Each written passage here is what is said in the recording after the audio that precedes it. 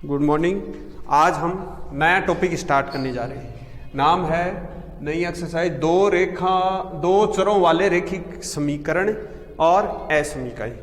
रेखिक समीकरण दिए हुए होंगे, उनमें अक्ष वाई और बराबर का मान दिया हुआ होगा, कोई ना कोई कांस्टेंट अक्ष वाई दे दिया और कोई कांस्टेंट राशि दे दी मान, ये रेखिक समीकरण और दो मान दे दिए तो ये युग्म हो गया, एक प्रकार से जोड़ा। a1 अक्ष प्लस का b1 y बराबर c1 या a2 अक्ष प्लस का b2 y बराबर c2, ये दिए हुए हों तो आपके पास में कंडीशन तीन होती है। यदि a1 बटा a2 बराबर b1 बटा b2 बराबर c1 बटा c2 है तो निकाय होगी संगत। निकाय क्या होगी? संगत। हल होंगे अनंत और रेखाएं संपाती होंगी, यानी एक रेखा के ऊपर दूसरी रेखा होगी इस प्रकार से। यदि तीनों ही मान बराबर नहीं हो, तीनों मान बराबर नहीं है अर्थात a1 बट्टा a2 बराबर नहीं है b1 बट्टा b2 बराबर नहीं है c1 बट्टा c2, तब निकाय संगत होगी, हल अद्वितीय होंगे और रेखाएं प्रतिच्छेदी होंगी। निकाय तो संगत होगी, संगत का मतलब बात सही कही है, और हल अद्वितीय होंगे। अद्वितीय का मतलब एक ही हल होगा और रेखाएं प्रतिच्छेदी प्राप्त होंगी।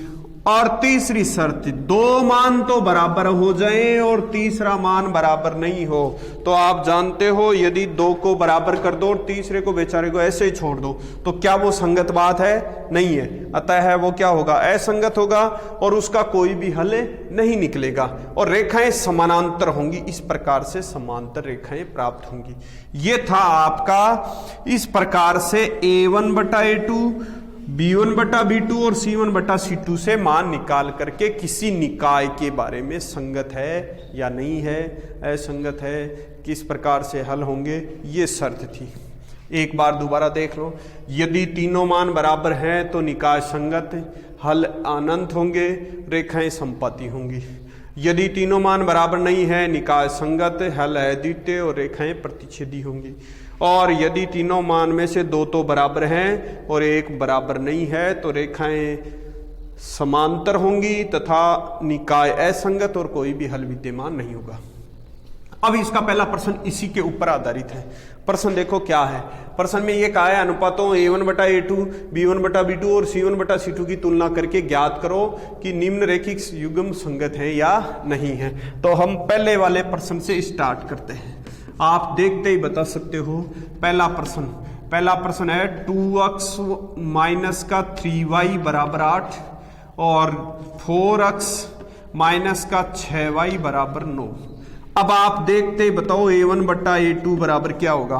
a1 होता है अक्ष का मान, अक्ष का गुणांक जो भी हो चिन्ह सहित मान रख देंगे तो मान आएगा 2 बट्टा 4।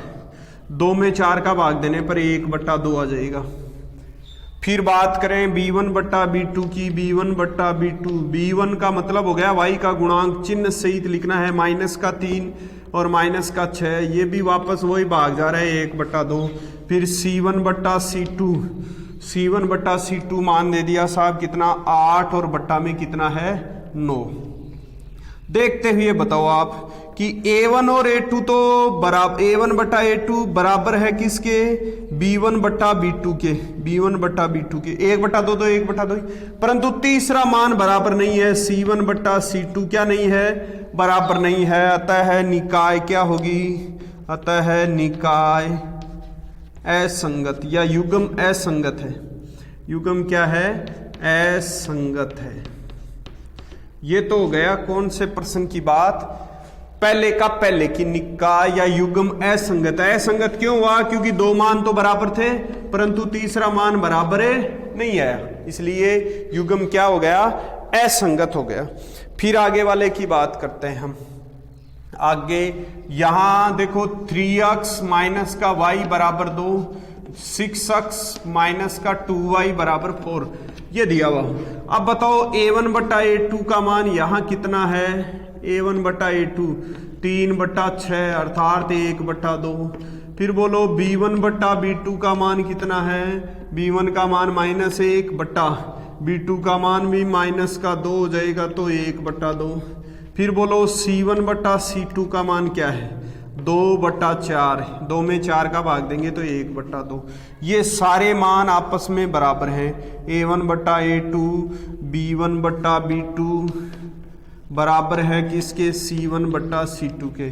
अतः है युग्म क्या होगा, युग्म संगत है। बताओ इसके हल कितने होंगे, अनंत हल होंगे और रेखाएं समपाती होंगी। क्यों? क्योंकि तीनों मान आपस में बराबर हैं। यहां युग्म तो असंगत आ गया, इसका मतलब इसका कोई हल नहीं होगा, परंतु रेखाएं कैसी होंगी, रेखाएं समानांतर होंगी। समझ गए। फिर आगे बढ़ते हैं हम कौन से प्रश्न की ओर, तीसरा प्रश्न। इधर वाला मान मैं मिटा देता हूं, तीसरे की ओर चलते हैं। तीसरा प्रश्न दे दिया आपको,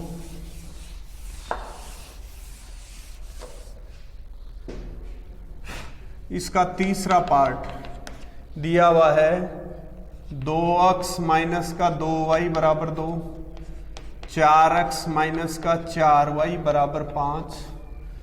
अब बताओ A1/A2 बराबर क्या होगा 2/4 मतलब 1/2। B1/B2 बराबर क्या होगा मतलब -2/-4 अर्थात 1/2।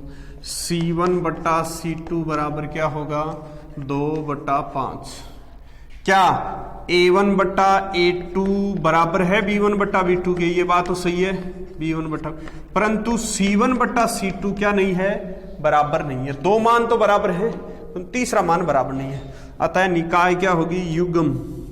अतः युग्म असंगत है और हल कोई नहीं होगा और रेखाएं क्या होंगी, समानांतर होंगी। फिर बात करते हैं हम चौथे प्रश्न की ओर। चौथा प्रश्न दे दिया साहब 4/3x प्लस का 2y बराबर 8। दूसरा दे दिया 2x प्लस का 3y बराबर 12। अब देखो A1/A2 का मान क्या होगा, A1/A2 बराबर है, A1 का मान यहां दे रखा है 4/3, तो 4/3 और बट्टा में कितना है 2। देखो ये मान तो नीचे वाले दोनों आपस में गुणा हो जाएंगे, या ये 2 और ये 4 कट जाएगा, 2 एकम 2 और 2 दूनी 4, तो मान बचेगा 2/3, 2/3। फिर बात दूसरे की करते हैं B1/B2 की। B1/B2 बराबर है, B1 का मान 2/B2 का मान 3। फिर बात करते हैं हम C1/C2 की। C1/C2 आपको दिख रहा है यहाँ C1 8/12, 4 का भाग लग रहा है, तो 4 दूनी 8 और 4 × 3 = 12। अब आप बताओ क्या A1/A2 बराबर है B1/B2 के बराबर है C1/C2 के? तीनों मान बराबर हैं, 2/3, 2/3, 2/3, तीनों मान बराबर हैं। अतः है निकाय क्या है, या युग्म संगत है।